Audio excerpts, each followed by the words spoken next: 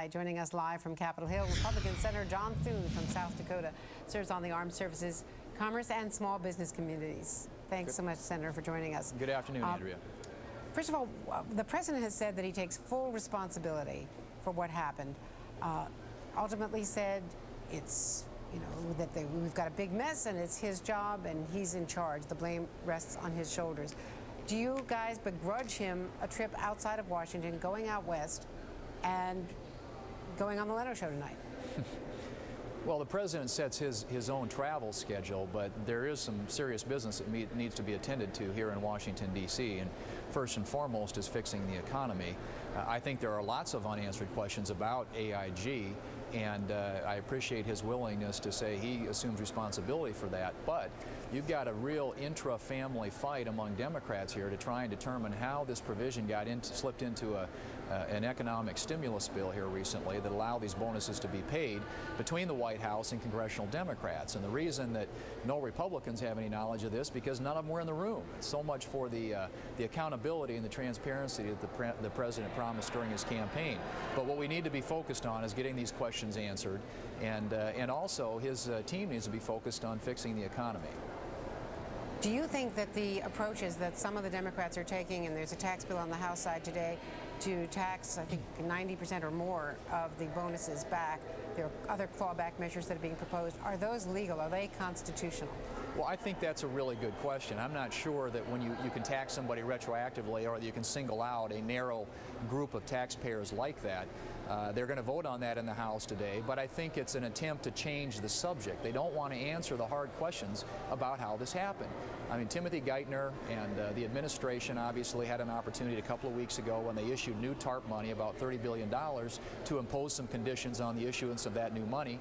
The Congress also, evidently, in the stimulus bill, inserted a provision at the very last minute that allowed this to happen. And now everybody's sort of running away from that, and there's a lot of finger pointing. But I think we need to get some answers to these questions before we proceed with trying to figure out how to go about fixing this. But right now, you've got all these unanswered questions and all this finger pointing, and nobody's taking responsibility. And I think, frankly, we need to have a fuller look at this, and if that requires some hearings, then we should do that. Will you vote for the bill if it gets to the House, to the Senate floor from the House, the tax bill? I don't know what, I've not seen it yet. I don't know what version it's going to be in. Like I said, to me it's going to be important that it be constitutional and that it be legal. But at the same time, I think there are many of us who might be persuaded to vote for it, but we've got to see it first. And first off, I mean, we think we need to focus on the fundamental question. The fundamental issue is how this happened.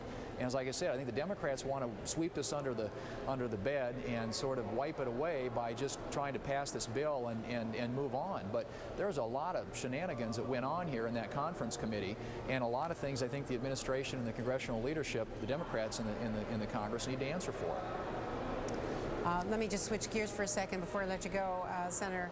The Homeland Security Secretary, Janet Napolitano, is announcing at this hour, we believe, more Border Patrol forces to go to the border to try to combat the drug cartels that are just plaguing the border area. Do you support that? And what if the resources for that means taking forces away from immigration, from checks in workplaces, not border patrols, but workplace checks to try to prevent illegal immigration? Do you think that the drug war is now a higher priority?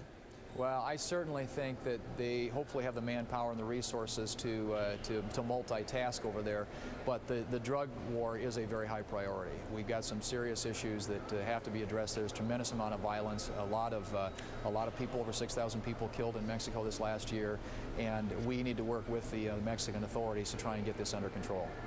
What do you think we should be doing?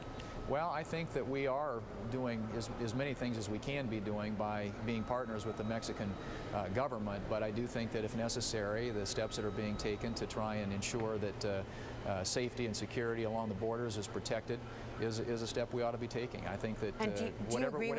Go ahead, I'm sorry. No, I'm sorry, I interrupted you, but Mexico has been complaining that 90% of the guns that are fueling this war are coming from the U.S., and of course it's the U.S. drug consumers that are creating the demand. What about the Mexicans blaming us for a lot of this? Well, obviously the U.S. is a big market for that, and we need to be doing everything we can to try and reduce it. Now, the price has gone up. I think it's gotten more difficult to get drugs into the country, but clearly there's a lot of room for improvement on this. We aren't obviously doing enough because a lot of these problems continue to persist, and we need to attack them.